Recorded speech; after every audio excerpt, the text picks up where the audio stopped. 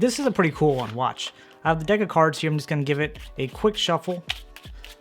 There we go. That should be quick enough. All right. And then I'm going to have you select a card. So I'm just going to go through like this, have you call out stop whenever you're ready. Right here. Okay. Take a look and remember that card. Hopefully you got that memorized by now.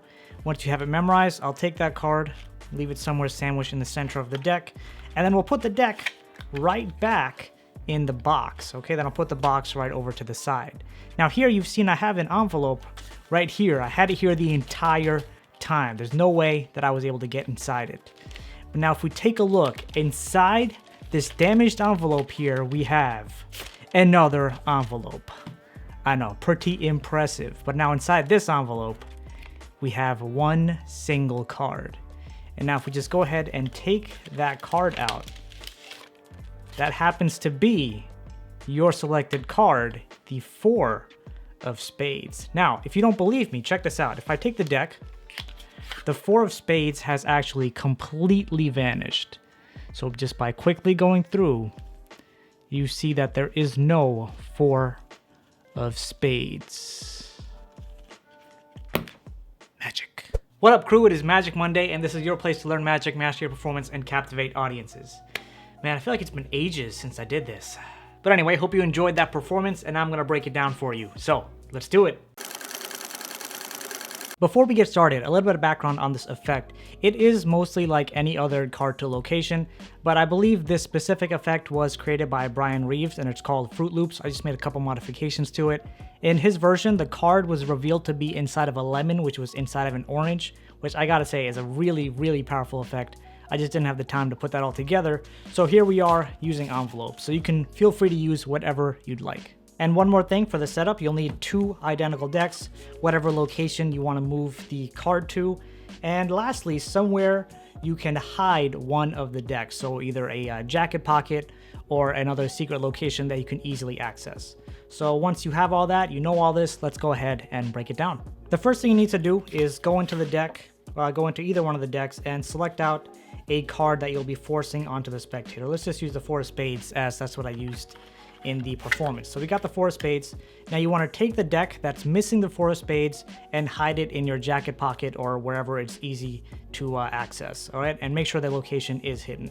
So let's just say we have that hidden off camera over here. Okay, so we have that hidden here, and to set up, take your card, place it inside one envelope like I did here, and I just like to have the back side revealing like this, and then I take this and I put it inside the second envelope. And now the whole time you don't want to draw any attention to this. It's more just a thing over to the side that no one really cares about. It's just there in your performance environment, right? So that's over to the side. You have that card removed. This is hidden now in your secret jacket, well, not even secret jacket pocket, but it's secretly hidden in your jacket pocket or a secret location. And now you have one deck, and that's all you'll actually be showing to the spectator to start. So let's begin with the effect itself. First thing I always love doing is taking the deck out of the tuck case and having a spectator shuffle it up. This way they feel like they have some kind of control over the effect, where in actuality we all know that they have 0 control. All right, so once the spectator is done shuffling it up, I will kind of just quickly go through the deck and find the card that I'm forcing.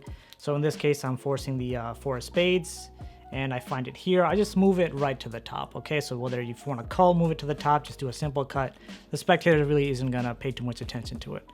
So now you have the card on top, or whatever location you want to get the card to, because now you want to force this card onto the spectator. So there are many different types of forces that you can use. You can use the riffle force, where you just hold the top card a second longer.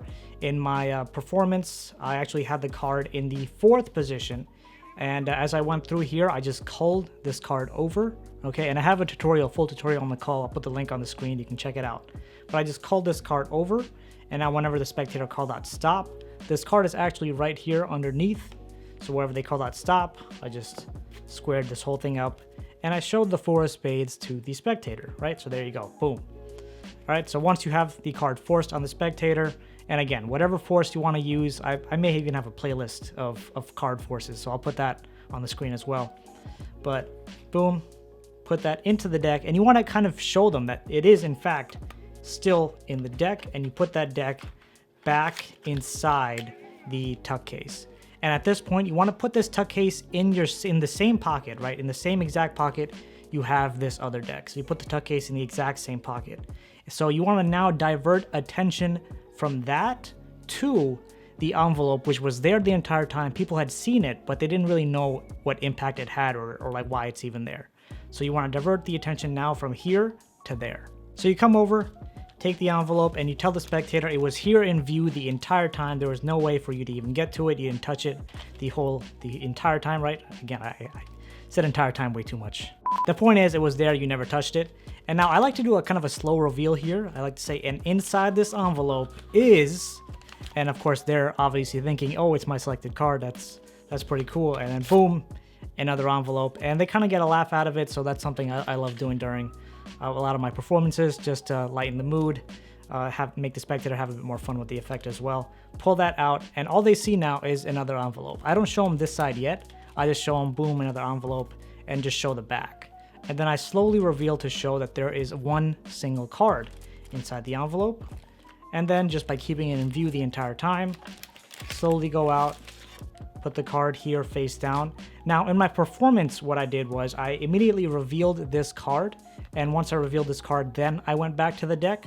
But I think what would make this a lot more fun is if you take this card, have a spectator hold on to it. As a spectator is now holding on to it, you reach back in your secret pocket. So just pretend this is my pocket. You reach back into your pocket, pull out the other deck that was originally missing that 4 of spades. So you pull that deck out, and then you can open this up. If you're performing this with multiple spectators, you can hand the deck over to any of the other spectators, have them go through and look for their selected card. They'll say, oh wait, my selected card is not here. What a surprise. And then you can have the spectator that's holding the card take a look, and there it is. The card appeared right in their hands like pure magic. And as always, we got to wrap up Magic Monday with a quote of the week. So this one I really loved is by John Lennon. He says, when I was 5 years old, my mother always told me that happiness was the key to life. When I went to school, they asked what I wanted to be when I grew up. I wrote down happy. They told me I didn't understand the assignment, and I told them they didn't understand life. I mean, come on, that's pretty awesome. All right, guys, have a great rest of your week, and I'll see you soon. Peace out.